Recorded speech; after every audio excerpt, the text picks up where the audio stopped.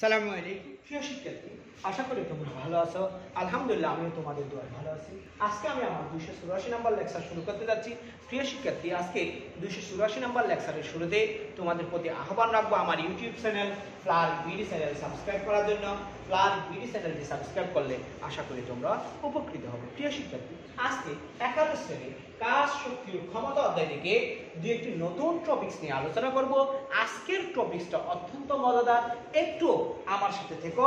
প্রিয় শিক্ষার্থী, আজকের প্রথম টপিকস হচ্ছে সরল দোলকের ক্ষেত্রে যান্ত্রিক শক্তির নিত্যতা সূত্রের ব্যবহার বা প্রমাণ। সরল দোলকের ক্ষেত্রে যান্ত্রিক শক্তির নিত্যতা সূত্র ব্যবহার বা প্রমাণ। দেখো প্রিয় শিক্ষার্থী, আমরা সরল দোলক জানি এই এক ধরনের দোলক যা যে দোলকটি দোলনের একটি নির্দিষ্ট সময় একদিকে এবং আরেকটি নির্দিষ্ট সময় তার বিপরীত দিকে এভাবে ঝুলতে থাকে, তখন তাকে আমরা বলি সরল দোলক। এই সরল দোলকের একটি বব থাকে যেটি সুতার সাহায্যে কি থাকে, বাঁধা থাকে। দেখো, মনে করলাম একটি দৃঢ় বস্তু থেকে কোন একটি ববকে সুতার সাহায্যে বরের একটি ববকে সুতার সাহায্যে কি করলাম, বেঁধে রাখলাম। এটা হচ্ছে ও বিন্দু, এটা হচ্ছে এ বিন্দু। ও এ হচ্ছে বস্তুটির বা ববটির সাম্য অবস্থান। বস্তুটির বা ববটির কি অবস্থান, সাম্য অবস্থান। এখন বস্তুটিকে সামান্য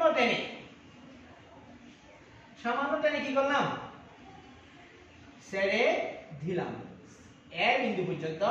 এই এ বিন্দু থেকে সি বিন্দু পর্যন্ত টেনে কি করলাম, ছেড়ে দিলাম। কত ডিগ্রি কোণে, ছোট্ট একটি কোণে, 30 ডিগ্রি কোণে টেনে ছেড়ে দিলাম। দেখো প্রিয় শিক্ষার্থী, যখন আমি এদিকে টেনে ছেড়ে দিছি, তখন সি বিন্দুটা সর্বোচ্চ বিন্দু। এই সর্বোচ্চ বিন্দুতে সি বিন্দুর বেগ কি হয়ে যাবে, বস্তুটির বেগ বা ববের বেগ বা সরল দোলকের বেগ শূন্য হয়ে যাবে। অর্থাৎ আমরা জানি যে সরল দোলকের সর্বোচ্চ বিন্দুতে বেগ কি, শূন্য।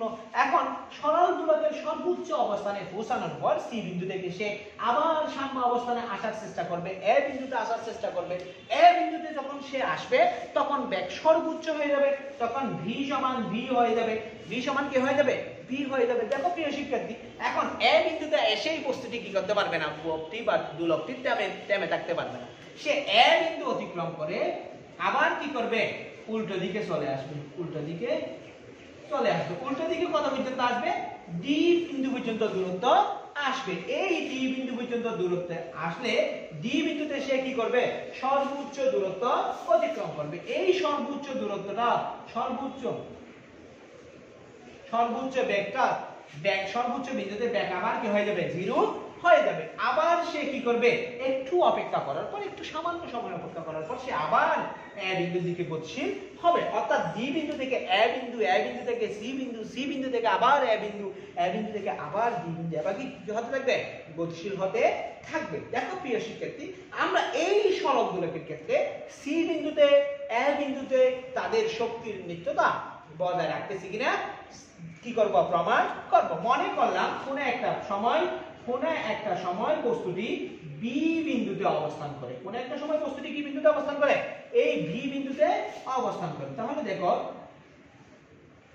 কোন একটা সময় কি বিন্দুতে অবস্থান করে, বি বিন্দুতে অবস্থান করে। আমরা বি বিন্দুতে, এ বিন্দুতে, সি বিন্দুতে যান্ত্রিক শক্তির নিত্যতা সূত্র বজায় থাকতেছে কিনা সেটা একটু দেখবো। এখন দেখো প্রিয় শিক্ষার্থী, সি বিন্দুটা আমি সি বিন্দু থেকে যদি ও এ এর উপর লম্ব টানি, তাহলে ও এ এর উপর অঙ্কিত লম্বের নাম দিলাম ও সি এম।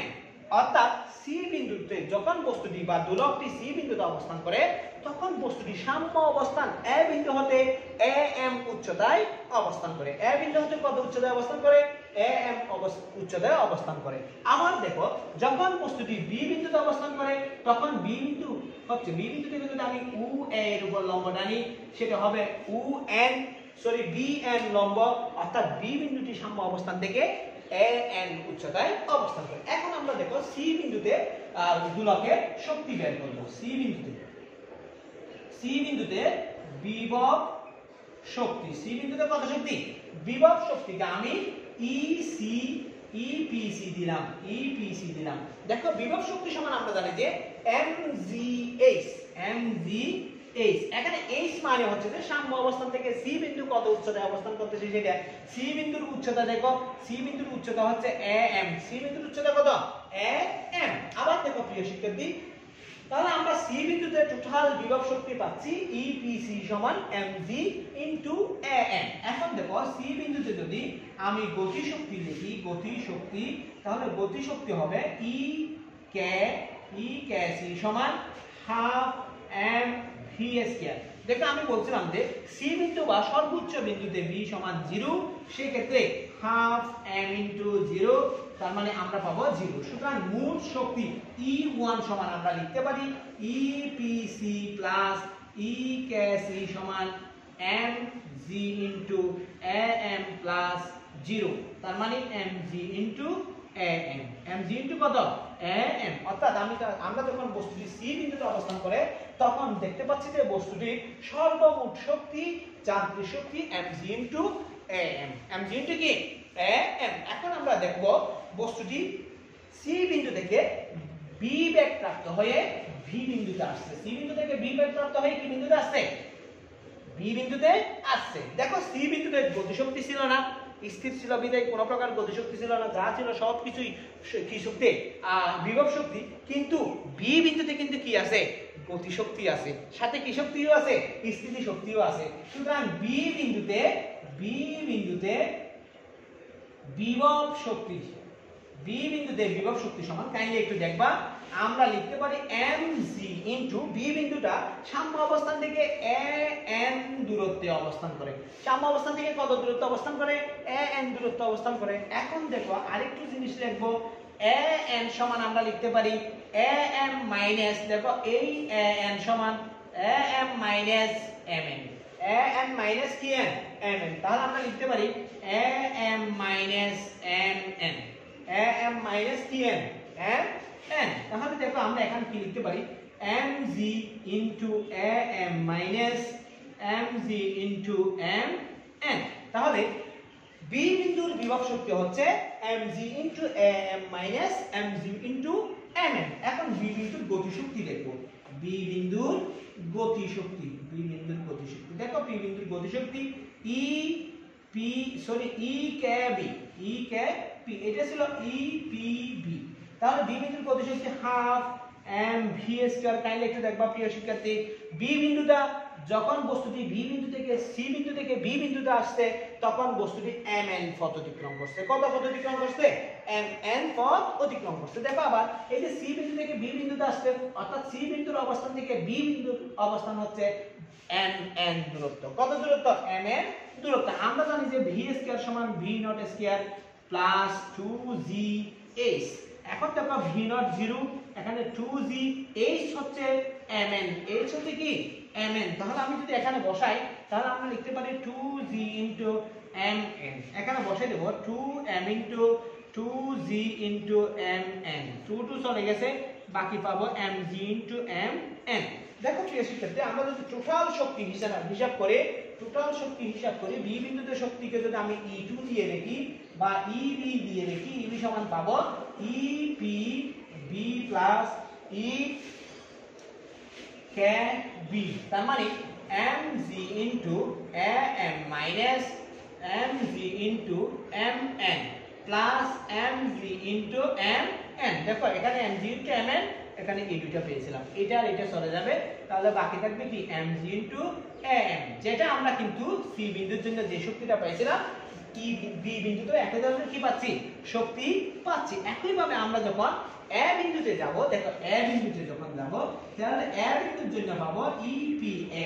দেখো এ বিন্দু থেকে এ বিন্দুর উচ্চতা 0, অর্থাৎ এই ক্ষেত্রে h সমান 0, তাহলে আমরা লিখতে পারবো mgh বা mg ইনটু 0 বা 0। একই ভাবে বি বিন্দুতে এ বিন্দুতে যখন আসবে, এ বিন্দু থেকে আসবে তখন দেখো প্রিয় শিক্ষার্থী, সি বিন্দু থেকে এ বিন্দুতে যখন আসবে তখন এন বিন্দু থেকে এ বিন্দু পর্যন্ত দূরত্ব অতিক্রম করবে। তার মানে ভি স্কয়ার সমান, আমি এবার লিখতে পারি 2gh 2g ইনটু am। তাহলে আমি গতিশক্তি E কে a সমান আমি লিখতে পারি হাফ mv স্কয়ার বা half m into 2g into am, 2 চলে গেছে, তাহলে mg ইনটু am। তাহলে আমরা দেখতেছি যে ECE সমান আমরা পাবো EPA প্লাস EKA সমান 0 প্লাস mg ইনটু am, অর্থাৎ আমরা দেখতেছি যে প্রত্যেকবার আমরা কি পাচ্ছি mg into am পরিমাণ শক্তি পাচ্ছি, অর্থাৎ সরল দোলক শক্তির নির্ণয় সূত্র মেনে চলে। সরল দোলক শক্তির নির্ণয় সূত্র কি চলে? মেনে চলে। অর্থাৎ সরল দোলকের সব জায়গায় আমরা শক্তির নির্ণয় সূত্র মেনে চলতে দেখতেছি। যেমন আমরা সর্বোচ্চ বিন্দু বা সি বিন্দুতে দেখলাম যে mg/am পরিমাণ শক্তি ছিল, আবার যখন বি বিন্দু আসছে তখন mg into am পরিমাণ শক্তি ছিল, আবার যখন সি বিন্দুতে আসছে আমরা একই রকম শক্তি পেলাম। আমরা এখন একটা এই সম্পর্কিত গাণিতিক সমস্যা সমাধানের চেষ্টা করব। আমরা এখন একটা গাণিতিক সমস্যা সমাধান করব। দেখো, একটি সরল দোলকে পিণ্ডের বা ববের ভর হচ্ছে 2.5 কেজি। 2. কত কেজি? 5 কেজি। একটি সরল দোলকে পিণ্ডের বা ববের ভর হচ্ছে 2.5 কেজি এবং কার্যকরী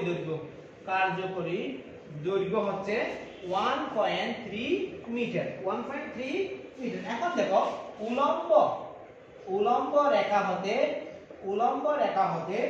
0.5 মিটার দূরে টেনে ছেড়ে দিলে গতিপথের সর্বনিম্ন বিন্দু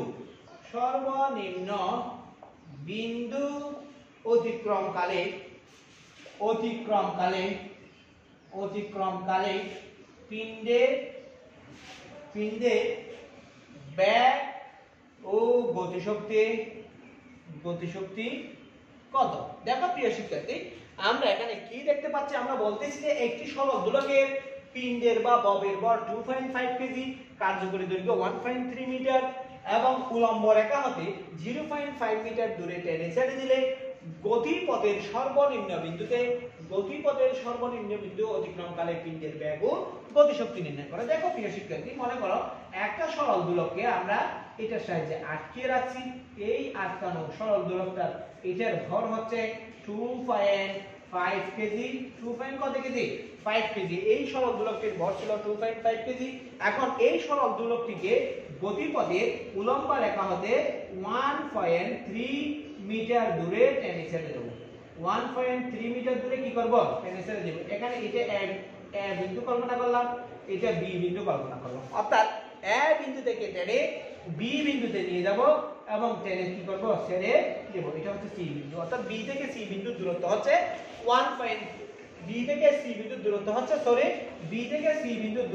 0.5 মিটার এবং এটাকে কল্পনা করলে উ থেকে বি বা উ থেকে এ পর্যন্ত দূরত্ব হচ্ছে 1.3 মিটার। 1. কত মিটার? 3 মিটার। আমাকে বলছে যে এ বিন্দু অতিক্রমকালে বস্তুটি কি বের করতে বলছে? ব্যাগ এবং গতিশক্তি বের করতে বলছে। এখন আমরা দেখব, এই যে সি বিন্দুটা এ বিন্দু থেকে মনে করলাম h উচ্চতায় অবস্থান করে। h বের করব। মনে করলাম AC সমান h। AC সমান কত? h কল্পনা করলাম। AC সমান যদি h হয়, দেখো ACB এটা একটি সমকোণী ত্রিভুজ। ACB একটি কি কোণী ত্রিভুজ? সমকোণী ত্রিভুজ। এখন আবার দেখো, আমরা বলতে পারি AC সমান, কাইন্ডলি একটু দেখবা, আমরা বলতে পারি AC সমান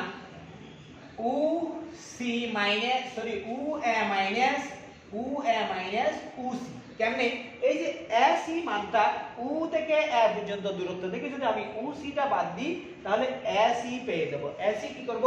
পেয়ে যাব। এখন দেখো প্রিয় শিক্ষার্থী, UA সমান ছিল 1.3, UC সমান ছিল 1.3, UC এর মান আমরা জানি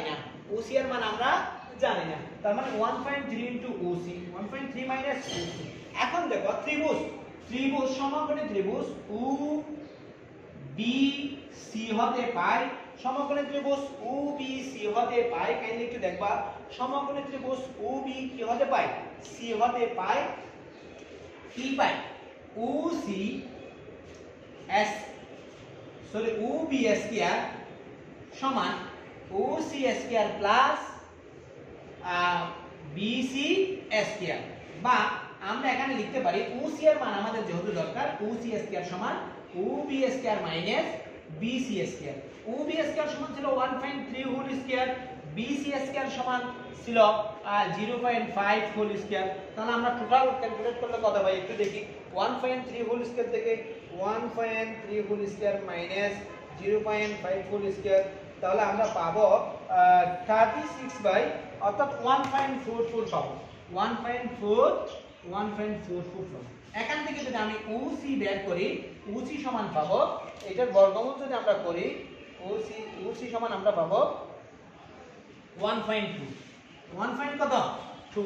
তাহলে টোটালি আমরা কত পাচ্ছি OC সমান 1.2। OC সমান যদি 1.2 হয় তাহলে একটু দেখো এই AC সমান বা H সমান আমরা কি পাবো, AC বা H সমান, AC বা কি সমান, H সমান, AC বা H ইকুয়াল আমরা পাচ্ছি UA মাইনাস OC। UA সমান ছিল 1.3, এটা সমান পাবো 1.2, তার মানে 0.1, 0. কত 1 পাবো। অর্থাৎ AC সমান আমরা কি পাবো 0.1 পাবো, H সমান 0.1 পাবো। অর্থাৎ সাম্য অবস্থান থেকে B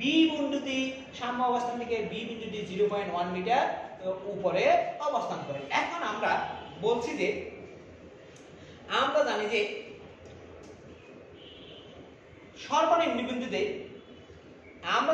সর্বনিম্ন বিন্দুতে গতিশক্তি কত সেটা আমরা এখন একটু হিসাব করব। সর্বনিম্ন বিন্দুতে গতিশক্তি কত সেটা আমরা একটু এখন কি করব, হিসাব করব।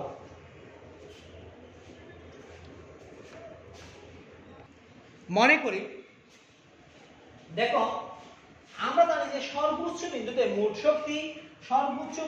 মোট শক্তি হচ্ছে স্থিতি শক্তি, মানে B বিন্দুতে মোট শক্তি সমান স্থিতি শক্তি অর্থাৎ mgh। আবার সর্বনিম্ন বিন্দুতে বা সর্বনিম্ন বিন্দুতে মোট শক্তি সমান গতিশক্তি। মোট শক্তি সমান কি শক্তি, গতিশক্তি, অর্থাৎ হাফ mv স্কয়ার। তাহলে আমরা লিখতে পারি শর্ত মতে mgh সমান হাফ mv স্কয়ার, বা দেখো এখানে mm চলে যাবে, তাহলে আমরা লিখতে পারি v স্কয়ার সমান 2gh। 2 কত gh, 2 into 9.8 into 0.1, বা v সমান আমরা লিখতে পারি, তাহলে একটু দেখবো v সমান আমরা লিখব 2 into 9.8 into 0.1, তাহলে আমরা কত পাবো, আমরা পাবো 1.96। 1.96 কে যদি বর্গমূল করি তাহলে আমরা পাবো 1.96, বর্গমূল করলে আমরা পাবো 1.4। অর্থাৎ সর্বনিম্ন বিন্দু অতিক্রমকালে ববটির বেগ ছিল v সমান 1.4 মিটার পার সেকেন্ড। এখন সর্বনিম্ন বিন্দু অতিক্রমকালে গতিশক্তি যদি ek হয়, ek সমান আমরা পাবো half mv square, v square. তাহলে আমরা লিখতে পারি হাফ ইনটু m সমান 2.5 ইনটু v সমান 1.4 হোল স্কয়ার। তাহলে আমরা কত পাচ্ছি দেখি, আমরা পাচ্ছি 1.4 হোল স্কয়ার ইনটু 2.5 ইনটু 0.5।